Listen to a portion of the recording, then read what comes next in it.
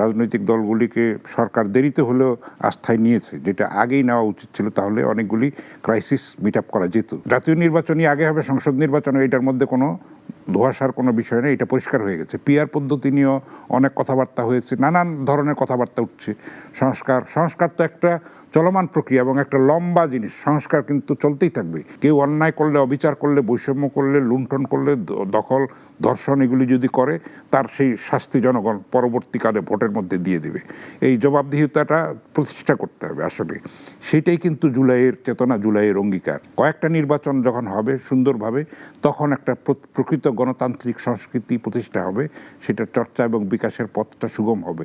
রাতারাতি আমরা কিছু আশা করতে পারি না। এই সরকারও যেরকম এতগুলি সমস্যা নিয়ে তাদের সিনসিয়ারিটির অভাব ছিল না, কিন্তু তারা সেইভাবে প্রত্যাশিত রকমের অর্জনটা, সাফল্যটা, সেটা তারা দেখাতে পারে নাই। তাদের উচিত হবে দ্রুততম সময়ে একটা সুন্দর নির্বাচন দিয়ে সবাইকে আস্থায় নিয়ে সম্মিলিতভাবে জাতীয় ঐক্য প্রতিষ্ঠা করে এইটাকে মোকাবেলা করা এবং সামনের দিকে এগিয়ে যাওয়া।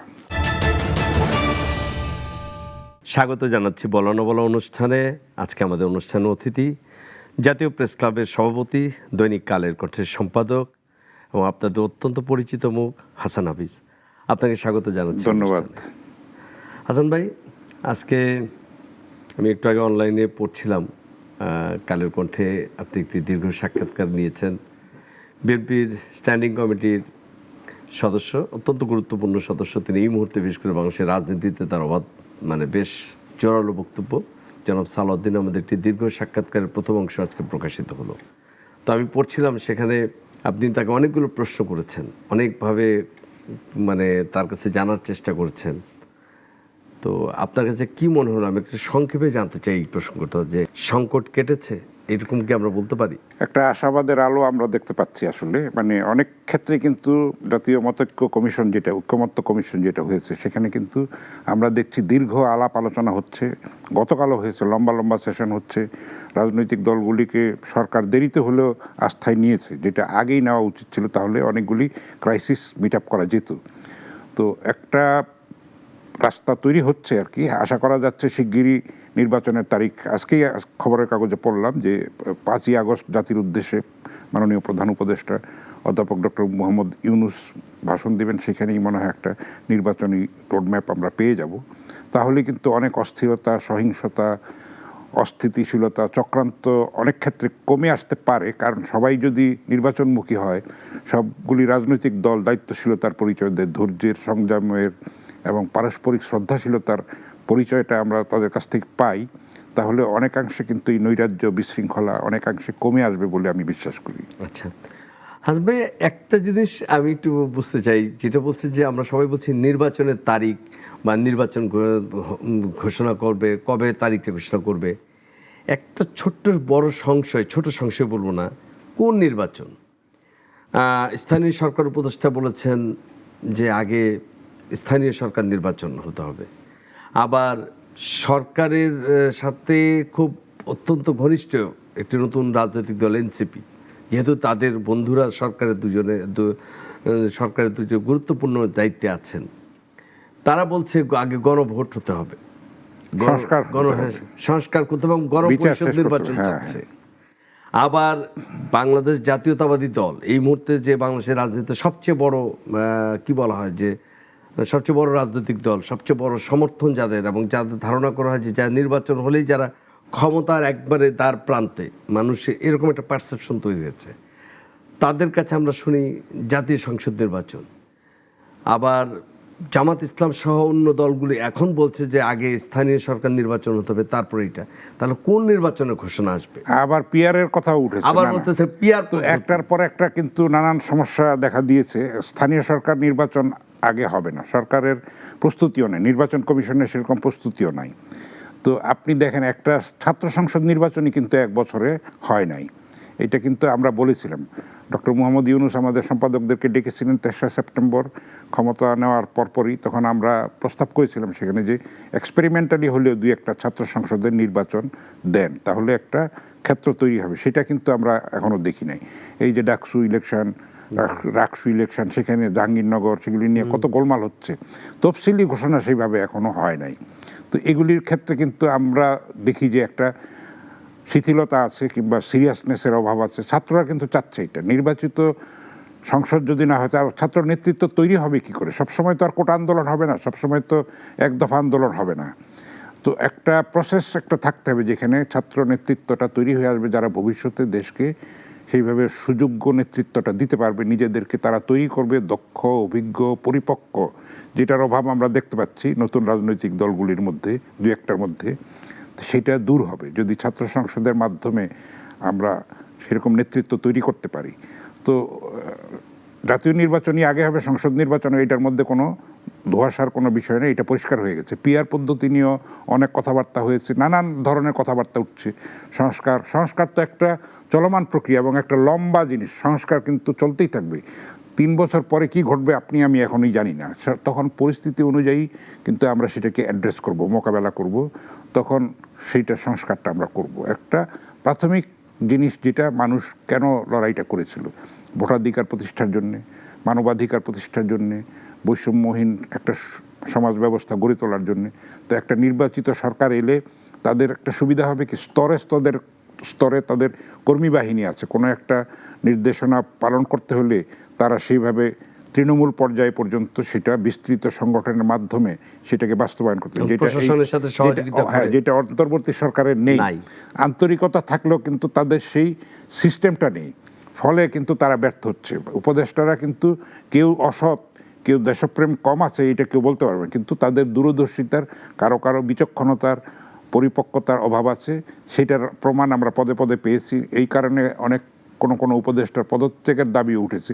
তো যাই হোক, এখন আমরা চাইবো যে সসম্মানে তারা একটা নির্বাচন দেবে এবং সসম্মানে নিজেদের প্রস্থানটা তারা নিশ্চিত করবেন, এইটা আমরা চাইবো। না হলে এটা কলঙ্কিত হয়ে তারা বিদায় নিক, এটা কারোর জন্য, জাতির জন্য একটা দুঃখজনক অধ্যায় হবে। আমরা সেটা ভাবতেও চাই না। একটা নির্বাচন যদি শিগগিরই তারিখ ঘোষিত হয়ে যায়, আশা করি একটা সঠিক পথে দেশটা এগুতে পারবে বলে আমার বিশ্বাস। যেই কথাটা আপনাকে জিজ্ঞেস করছিলাম, আপনি সুন্দর করে একটা ব্যাখ্যা দিলেন যে আমাদের নির্বাচনের তারিখটা ঘোষণা এবং জাতীয় সংসদ নির্বাচনের আসলে সম্ভাবনা বেশি।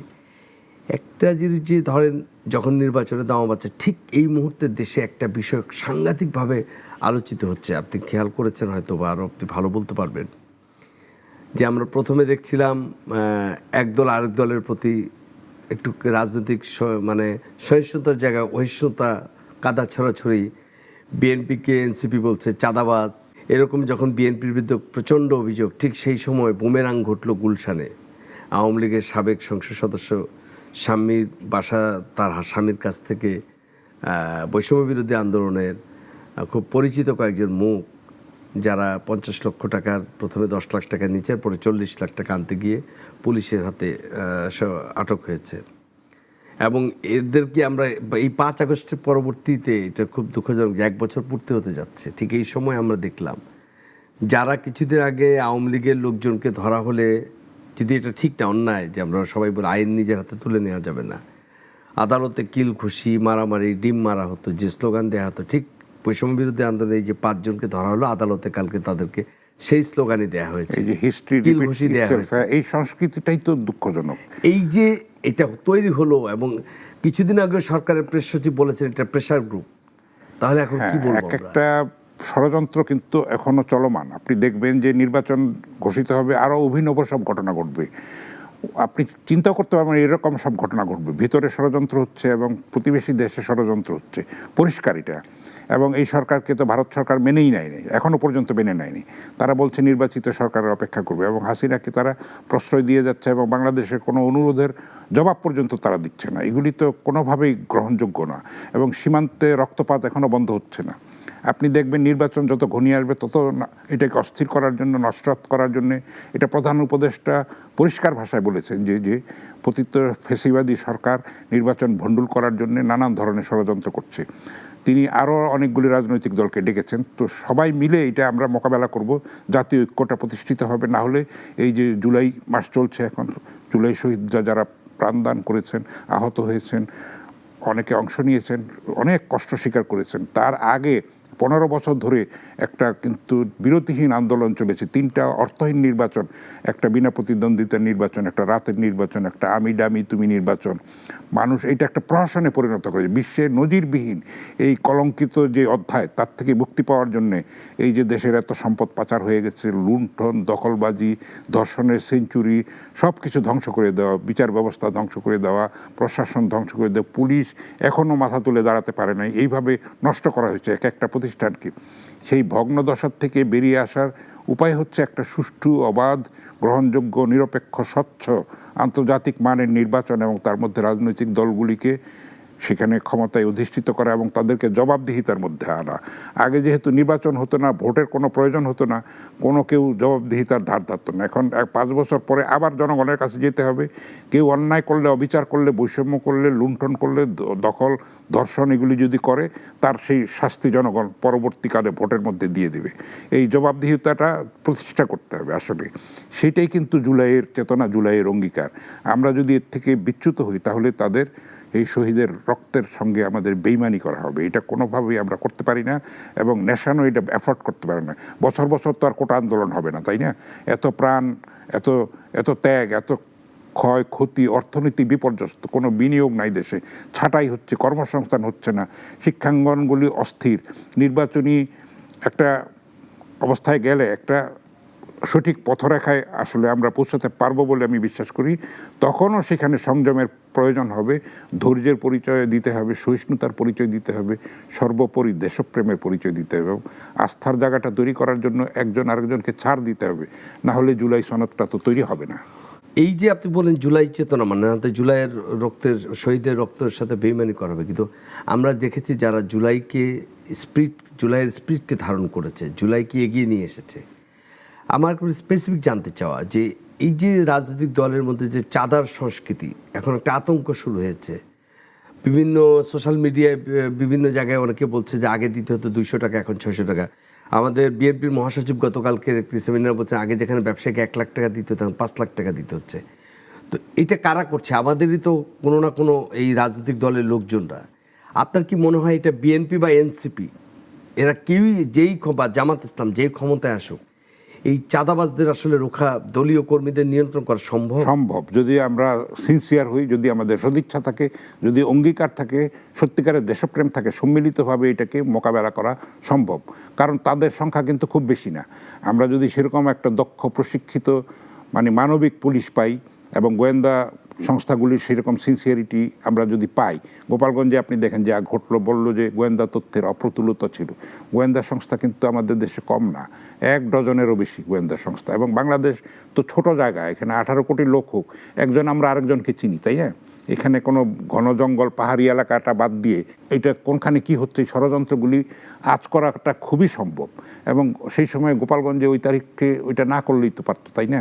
সব কিছুর মধ্যেই কিন্তু একটা আপনি দেখবেন যে একটা রহস্যজনক একটা ব্যাপার আছে এবং বিভিন্ন মহল চাচ্ছে যে, বিশেষ করে পরাজিত ফ্যাসিস্ট শক্তি চাচ্ছে যে এইটার মধ্যে কোনো জায়গায় ঢুকে গিয়ে মাইলস্টোন কলেজে ট্র্যাজেডি, যুদ্ধ বিমান বিধ্বস্ত হওয়ার পরে যে মর্মান্তিক ঘটনাটা ঘটলো, সেখানেও কিন্তু যেসব মবের সৃষ্টি হয়েছে, সেখানেও কিন্তু পতিত ফ্যাসিস্ট স্বৈরাচারী শক্তির ইন্ধন ছিল, অংশগ্রহণ ছিল, মদত ছিল। লাঠিসোঁটা নিয়ে সচিবালয়ে আক্রমণ করা, সেগুলির মধ্যেও কিন্তু ছিল। এগুলি চিহ্নিত হয়েছে, ধরা পড়েছে। এগুলি আরও সরকারকে কঠোর হাতে দমন করতে হবে। সেই অঙ্গীকারটা রাজনৈতিক দলের থাকতে হবে। সব রাজনৈতিক দলে যারা ক্ষমতায় যাবে তাদের দায়িত্ব হবে এগুলিকে নির্মূল করা, সবার সহযোগিতা নিয়ে। তাহলেই কিন্তু আমরা একটা সত্যিকারের একটা প্রগতির পথে, সমৃদ্ধির পথে, স্থিতিশীলতার পথে এগিয়ে যেতে পারব। গোপালগঞ্জের যে কথাটি এবং মাইলস্টোনের যে কথাটা, আমি গোপালগঞ্জের ইস্যুতে একটা কথা বলি যে আমাদের এখানে আপনি দেখেছেন যে 11 জন বিশিষ্ট নাগরিক একটি বিবৃতি যে গোপালগঞ্জে তারা গিয়েছিলেন এবং সেখানে প্রথিতযশা আইনজীবী থেকে শুরু করে অধিকার কর্মী, সমাজকর্মী, শহীদুল আলম থেকে সারা হোসেন, মঞ্জুর আল মতিন, সকলেই গিয়েছেন। তারা এসে একটা দীর্ঘ প্রতিবেদন দিয়েছেন এবং কিছু সুপারিশ দিয়েছেন। সেখানে একটা খুব পরিষ্কার করে বলেছে মারণাস্ত্রটা আসলে, তারা যেটা বলছে, মারণাস্ত্র মানে প্রয়োগ করার কোনো প্রয়োজন ছিল না। মানে আসলে যে প্রাণহানিগুলো হয়েছে সেই প্রাণহানিগুলো খুবই অপ্রয়োজনীয় ছিল এবং এটা এড়ানো যেত। একই সঙ্গে তাহলে এখন প্রশ্ন হচ্ছে যে গোপালগঞ্জ তো একটা জায়গা, একটা গোপালগঞ্জে আমি যাচ্ছি এবং সেখানে বলা হয়েছে যে আগে থেকে অস্থিরতা তৈরি করা হয়েছে, যে পক্ষ যাচ্ছে তারাও অস্থিরতার তো সামাজিক যোগাযোগ মাধ্যম অস্থিরতা যান, ওটা তো একটা গোপালগঞ্জ তো একটা মানে যে স্পর্শকাতর জায়গা। বলাই হয় যে আওয়ামী লীগের ক্যাবলা, পকেট, হ্যাঁ। ফলে সেইখানে গিয়ে জেনে শুনে আমি এরকম একটা জায়গায় আমরা করবো কিনা, আমরাও কি দায়িত্বশীলতার পরিচয় দিলাম কিনা নতুন রাজনৈতিক দল, আর স্থানীয় লোকজনকে আসলে আওয়ামী লীগ ভুল বুঝিয়ে রাখলো কিনা, বা আরেকটা ভুল বার্তা এই 4 জনের মৃত্যুর পরে জনমনে আরও ক্ষোভ মানে বাড়লো কিনা, এইটা একটা ইস্যু। প্লাস হচ্ছে যেটা আপনি বলছেন যে প্রতিনিয়ত সরকারের অনেক ধরনের ষড়যন্ত্র, এটা তো থাকবে, কিন্তু আমার কাজ তো হচ্ছে সেটাকে মোকাবেলা করা, সেটাকে প্রতিরোধ না, করা। তো আমি তো ভঙ্গুর সেটা রাষ্ট্র আমরা হয়ে করতে যাবো। পারছি না। এই যে না পারার, যদি আমি না পারি তাহলে আমি 1 বছর ধরে তো আমি আওয়ামী লীগকে দোষারোপ করেছি, কিন্তু 1 বছর পরে তখন আর আওয়ামী লীগ আমার কাছে অপ্রাসঙ্গিক। এখন তো আওয়ামী লীগ আর প্রাসঙ্গিক না, তাহলে আমাকে আমার সক্ষমতা অর্জন করতে হবে, করতে পারি নাই আমরা সেটা। সেই দায় কার?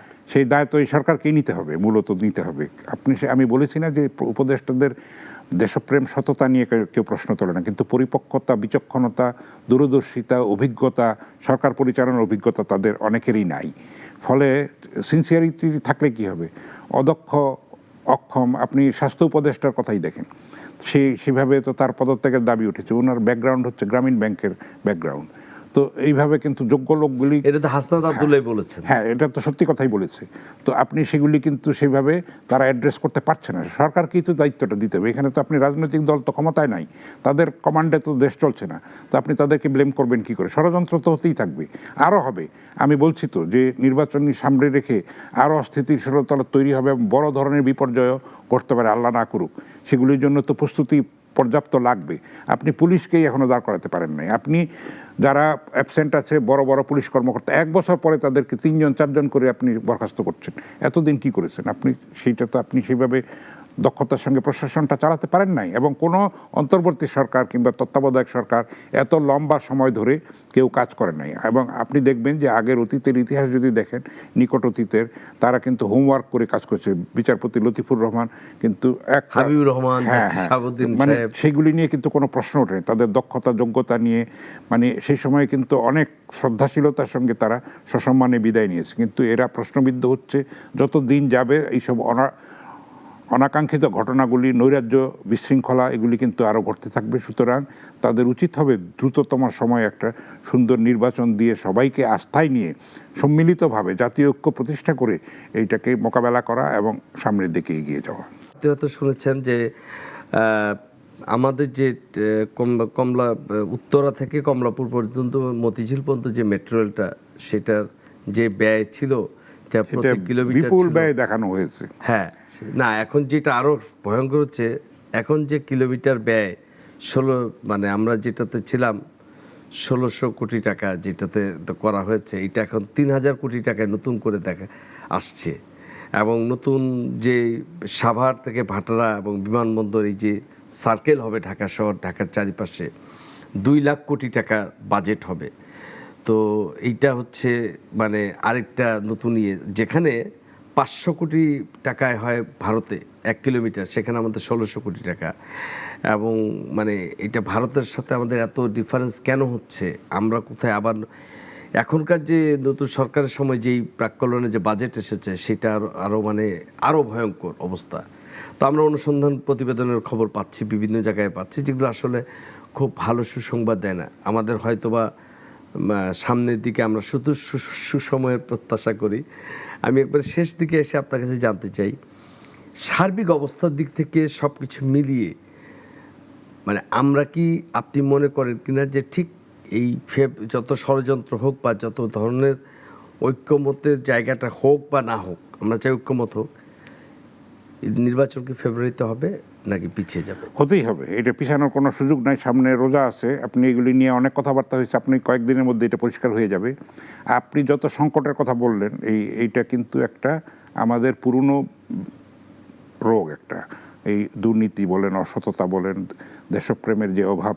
আমরা চাইব যে একটা সত্যিকারের প্রকৃত দেশপ্রেমিক এবং অঙ্গীকারবদ্ধ একটা রাজনৈতিক দল, যারা কমিটেড থাকবে জনগণের প্রতি এবং সত্যিকারের অর্থে জনগণও জবাবদিহিতার মধ্যে তাদেরকে রাখবে এবং স্বচ্ছতার মধ্যে রাখবে। আগে তো আর এমপিরা তো আর এলাকায় যেত না, একটু ইলেক্টেড হয়ে ঢাকা শহরেই থাকতো, নানান তাদের সম্পদ বেগমপাড়া বলেন, বিভিন্ন দেশে বলেন, কাতার বলেন, দুবাই বলেন, বহু জায়গায় সেগুলির আর সুযোগ আশা করি থাকবে না।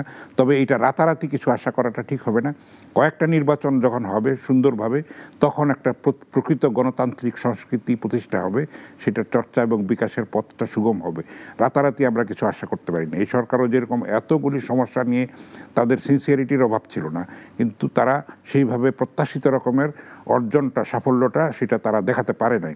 তা আমরা আশা করব নির্বাচিত সরকার এসে এবং সম্মিলিতভাবে, তারা তো বিএনপি তো বলেছে তারা জাতীয় সরকার করবে, অন্যদেরকেও অংশগ্রহণ করতে দিবে। একটা শক্তিশালী বিরোধী দল যদি থাকে সেটাও একটা ভালো জিনিস হবে, জবাবদিহিতার মধ্যে রাখতে পারবে, চ্যালেঞ্জ করতে পারবে, অন্যায় হলে চ্যালেঞ্জ করতে পারবে। তো এইরকম একটা জবাবদিহিমূলক একটা সংসদ তৈরি হবে। তখন আমরা আশা করব যে একটা সুস্থিতি কিছুটা হলে অন্তত আসবে এবং আস্তে আস্তে আমরা আসলে প্রগতির পথে এগিয়ে যেতে পারবো। আমি একবার শেষ একটা প্রশ্ন করতে চাই যে আমাদের আমেরিকার সাথে শুল্ক বাণিজ্যে মানে সারা পৃথিবী টালমাটাল, যে যার মতো পারতেছে সে অ্যাডজাস্ট করছে। মানে কেউ একজন বলেছিল পৃথিবী পড়েছে এক পাগল রাজার হাতে, এরকম একটা জায়গায়। তো আমরা সর্বশেষ দেখলাম যে বাংলাদেশের প্রস্তুতি কি, বাংলাদেশের ব্যবসায়ীদের অনেক ধরনের আসলেই যদি 35% হয় আমাদের রপ্তানি শিল্পের মারাত্মক প্রভাব তৈরি হবে। এটা কারণ আমেরিকা হচ্ছে আমাদের পোশাক শিল্পের সবচেয়ে বড় একটা বাজারের জায়গা, এবং সেটা যদি হয় তাহলে অনেক গার্মেন্টস ফ্যাক্টরি বন্ধ হয়ে যাবে। ঠিক এই সময় কালকে জানা গেল যে বাণিজ্য সচিব বলেছেন 25টা বোয়িং কিনবেন, বোয়িং কিনে এটা একটাই হবে। আপনি কি মনে করেন যে এটা কোনো সলিউশন না? আসলে এটাতে আমাদের খুব কম রাজাকে সন্তুষ্ট করে না, এটাতে খুব একটা ভালো ফল হবে না। এবং বোয়িং কিন্তু এটা পেতে পেতে আমাদের অনেক বছর সময় লেগে যাবে। এর মধ্যে ট্রাম্পও থাকবে না, অনেক পরিস্থিতি চেঞ্জ হবে। সুতরাং আমাদের এত হতাশ হলে চলবে না। তবে আপাতত কোনো সুখবর নেই। খুব ভালো সলিউশনে গেলেও না, না ভালো সলিউশনে গেল না। সেটাতে আমাদের এটা তো একটা জাতীয় হ্যাঁ অবশ্যই সেটা কোনো ভালো সলিউশন হয় নাই। তো এখন আমরা পড়েছি বিপদের মধ্যে, এদিকেও যেতে পারছি না, ওদিকেও যেতে পারছি না। তো পরিস্থিতি আশা করি একটা উন্নতি হবে। আমরা মানুষ তো আশাই বাঁচে, তাই না, স্বপ্ন দেখেই বাঁচে। তো এর মধ্যে যদি রাজনৈতিক সরকার আসে, তারা দৃঢ়তার পরিচয় দিবে, দেশপ্রেমের পরিচয় দিবে, সুন্দরভাবে নেগোশিয়েট করতে পারবে, যেটা এই সরকার এখনও পারে নাই বলে নানান মহলে এই প্রশ্নটা উচ্চারিত হচ্ছে। সুন্দর করে নেগোশিয়েট করতে। এখন পাগল রাজার কবলে পৃথিবী পড়েছে, সেটা ঠিকই। আপনি দেখেন ফিলিস্তিনে কত রক্ত ঝরছে, সেখানে কিন্তু বিশ্ববিবেক ঘুমিয়েই আছে বলতে হবে। একটা অদ্ভুত একটা নৈরাজ্য, শুধু বাংলাদেশ না, পুরা পৃথিবী একটা মানে পাগলের দেশে এবং যুক্তিহীন একটা মানে বৈষম্যে ভরা, অন্যায় ভরা একটা পৃথিবীতে আমরা বসবাস করছি। তো এইটা বদলাতে কিন্তু প্রত্যেকে সচেষ্ট হতে হবে যার যার অবস্থান থেকে। আমি মনে করি ব্যক্তি পর্যায় থেকে সংস্কারের মানসিকতা থাকতে হবে, মাইন্ডসেটটা চেঞ্জ করতে হবে। পরিবর্তিত পরিস্থিতির সঙ্গে আমরা যেন লোভ লালসা ত্যাগ করে, মোহ ত্যাগ করে, মানে মানুষের জীবনই বা কতদিনে, সেটা কিন্তু আমরা ভুলে থাকি। এই সম্পদ করে কিয়ামত পর্যন্ত ক্ষমতা থাকার স্বপ্ন দেখি, ক্ষমতা কুক্ষিগত করে রাখার জন্য হেন অন্যায় কাজ আমরা করি না, কিন্তু শেষ পর্যন্ত কিন্তু কিছুই থাকে না। আমাদের যদি সেই বোধটা আমাদের মধ্যে সঞ্চারিত করে রাখতে পারি, তাহলে অনেক অন্যায় থেকে, অনেক অসাম্য থেকে, অনেক অবিচার থেকে নিজেদেরকে মুক্ত রাখতে পারি, দেশকে, সমাজকে, ব্যক্তিকে। হাসান ভাই, আপনাকে অসংখ্য ধন্যবাদ সময় দেওয়ার জন্য। দর্শক, আজ এর সাথে শেষ করছি বলো না বলো অনুষ্ঠান। ভালো থাকুন, সুস্থ থাকুন, দেখা হবে আগামী কোনো এক অনুষ্ঠানে নতুন অতিথির সাথে।